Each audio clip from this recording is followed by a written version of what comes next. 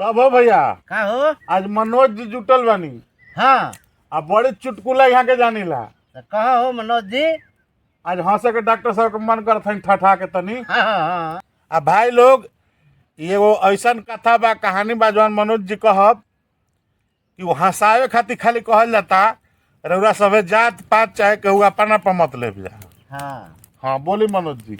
जाना तनी डॉक्टर साहब, हाँ मनोज जी। एगो गांव में 3 गो दोस्त रहे लोग अच्छा। और तीनों जाना बेरोजगार रहे लोग। हाँ जौन एकरा के काम चोर कहल जाला। देह चोर। हाँ और ओमे ऐसा देखी बात रहे कि तीनों जाना 3 जाति से लोग रहे। एगो रही जादव जी, अच्छा एगो रही पंडित जी, अच्छा। आ एगो रही बाबू साहब। बाबू साहब। उ तीनों आदमी के बहुत घोर मित्रता रहे। सब घरवा के लोग रोज बोले कि अरे तोहनी के बैठल बैठल अन्न पच जाता। हाँ जी। तब एक दिन उ लोग आके आवेश में तीनों आदमी सलाह कैलक लोग के हमनी के हाँ। बाहर चल जाओ कमाए कहीं। कमाए। बिहान भइला उ लोग सलाह कैलक लोग शाम के आ सुबह निकल गए लोग। गई लोग जात जात कहीं लेट हो गई तो एगो पेड़ तो उ लोग अपन बिस्तर लगा के आ तीनों आदमी ओइजे आराम कैलक कर लागल लोग। अच्छा तब तक ले शाम के समय रहे तब भइल कि ए भाई अब तो कुछ जा खाए के नहीं खे। हाँ। अपना में सलाह करते रहे लोग। तो पंडित जी कहलन नु कि अरे हमरा भी एगो बाबूजी गई रहन जजमनिका में। हाँ। तो 2 गो लड्डू ले आई रहन। 2 गो। हाँ। तो उ लड्डुआ हम ले लेल बानी झोरवा में। अच्छा। तो बाबू साहब कहलन तो लेवा खाई जाओ। हाँ। तो कहलन कि बात ऐसा बा कि अब 2 गो लड्डू बा, हमनी के आदमी बानी जो 3 गो। हाँ जी कैसे खाए? तो कैसे खाए के? जादू जी कहलन तब तो कहल तब का तीनों आदमी सुतल जाओ। अच्छा।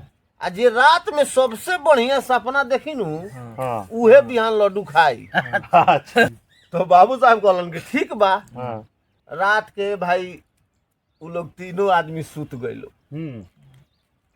आ जब सुबह उठल लोग नु तो उठल लोग उठ के बढ़िया से अपन हाथ मुंह धोलक लोग, धो के बैठल लोग। तीनों जाने जगल लोग। हाँ। तो जागला के बाद में जब पूछाए लागल तो पहले पूछाइल कि भाई बताओ के कौन सा सपना देखलक। हाँ।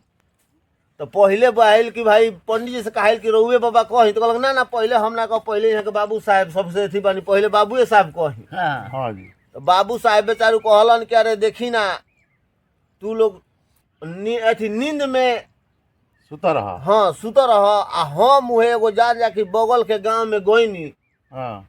आ जाके ओइजा एगो लड़की जयमाल करावत रहे। अच्छा। राजा मने जयमाल करावत रहन। हाँ लड़किया के शादी रहे जयमाल होत रहे। आ उ गईनी आ उ हमरे गलवा में ले के मलवा डाल देलक। सपने में। आ उ जाके बियाह शादी भइल, उ मान मर्यादा भइल हमारा। हाँ भाई बड़ा मत कह। बड़ा बढ़िया सपना। हाँ बहुत बढ़िया जाज हमारे गदगद हो गई। तब तक लेके आयल कि आ जाता लड्डू तो भेट गए उनका ना। लड्डू भेटल का हम सब आदमी कहे के बनू। अच्छा। हाँ। तब उहे जाके पंडित जी से पूछल कि बाबा रउआ का देखनी। तो बाबा कहलन कि अरे हम का देखनी, हम उहे बियाहवा में हम चल गईनी नु। अच्छा। आ गईनी तो हमारे के उहे पूरा बढ़िया से गोड़ उड़ धोलक लोग, पूरा एकदम दान दक्षिणा एकदम मने हाँ। पैर पूजी कैलक लोग। भाई बाबू साहब से ज्यादा कि हमारा वहू से ज्यादा देख तो बियाह भइबे के हमारा वहू से ज्यादा मान भइल। हमारा एकदम पूरा छका चौक बने सब परिवार पैर छुअलन। पता नहीं ज्यादा जी का भइल हमनी के ले ले भाई का और का होता। तब तक ले हुए जा जाई कहल कि तब जादव जी रउआ काहे मुहलत का के बैठल बनी। अच्छा।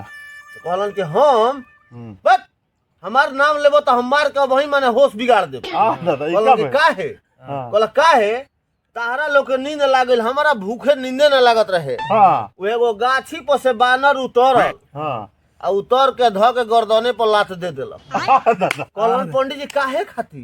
कहल काहे खाती? कहता कि जल्दी लड्डू खोना तो गर्दन टिप देब। पंडित जी कहलन तब का लड्डू खाती जान दी रात ही खा गई। अरे बाप रे बाप खा गई।